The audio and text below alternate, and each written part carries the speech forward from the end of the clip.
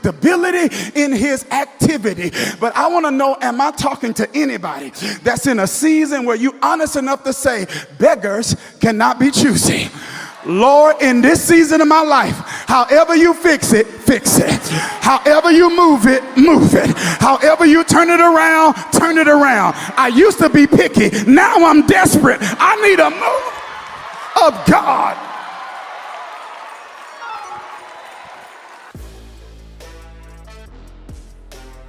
Kierkegaard said, life is lived forward, but it's only understood backwards. Kierkegaard says there are sometimes you got to live in a season long enough before you're able to extract understanding out of it. In other words, you're going to get to a season in your future when you look back at a season of your past, and you're going to realize when you were in your present, you were mislabeling that season. Right now, you're saying God's doing nothing. You're going to step into a season in the future when you're going to look back at this season and say, this was the best season of my life. I don't know who this is for, but don't label your season too quickly, because by the time God redeems your situation, you're going to have to go back and rename it. You called it a breakup, but you're going to call it a breakthrough later.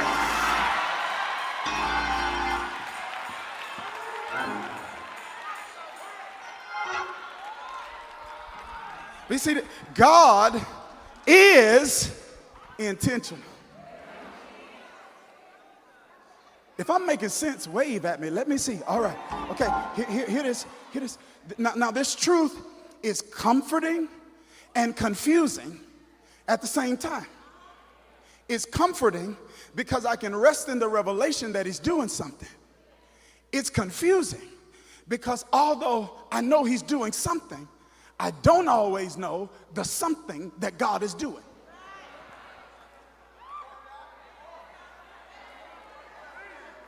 I know some of you have such prophetic insight and acumen that you always know exactly what God is doing.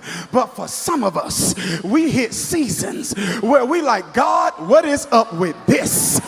Why is this taking so long? You told me no weapon formed against me shall prosper. This feels like it's prospering.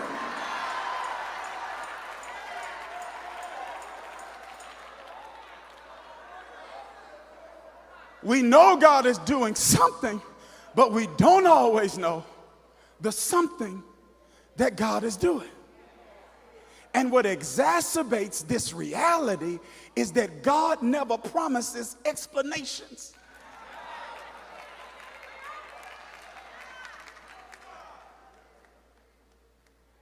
Don't miss this.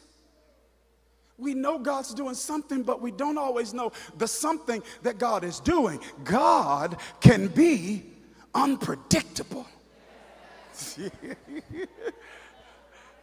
Now, please don't read what I'm not writing. Please don't hear what I'm not saying. I am not disputing the reality of God's immutability. He is the same yesterday, today, and forevermore. He is exactly who he says he is. He is exactly who he says he will be. He was a healer, he is a healer, and he will be a healer. He was a provider, he is a provider, and he will be a provider. He was a way maker, he is a way maker, and he will be a way maker. He was a door opener, he is a door opener, and he will be a door opener. He was a doctor in a sick room.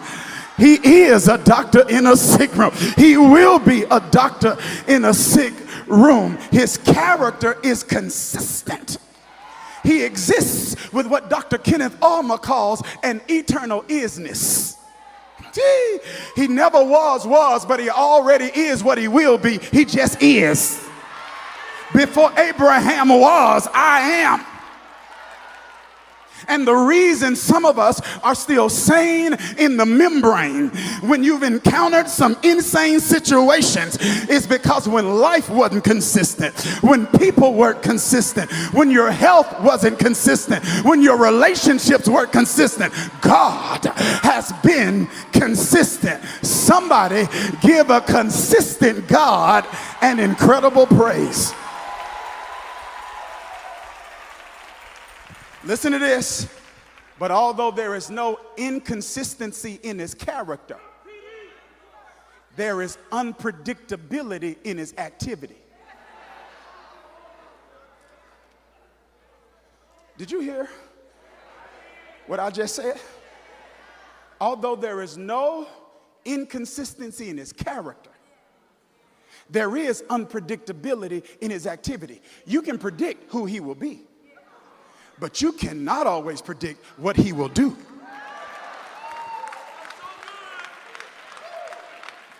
Is some situations like in Mark 5 with somebody like Dharius who comes to Jesus and says, listen, you got to go deal with my daughter. She's sick. And Jesus moved immediately. Then I can take you to John 11 where he hears about one he loved deeply named Lazarus. And when he gets word that Lazarus is sick, he doesn't move. He stays where he is and doesn't get there until 4 days later.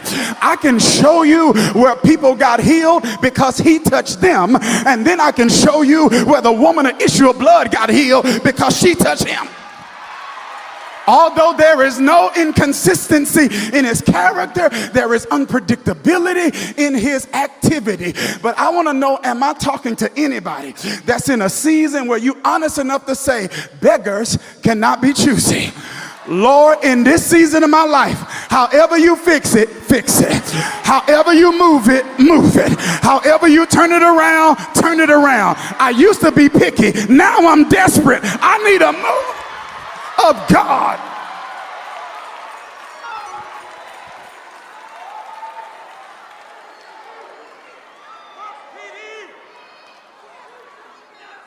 God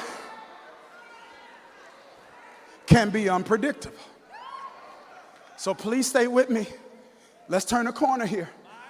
Therefore, the course and the quality of your life is going to be determined by your ability to handle what you didn't see coming.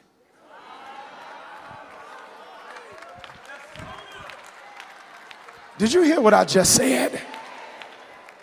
I said, if God's activity can be unpredictable, it means that the course and the quality of your life is going to be determined by how you handle what you didn't see coming. And part of my assignment tonight is to dismantle the false expectations you have about the way your life is supposed to go. That's why I'm here. Did you hear what I just said? I said part of my assignment tonight is to dismantle the expectation that you will advance without any sort of interruption.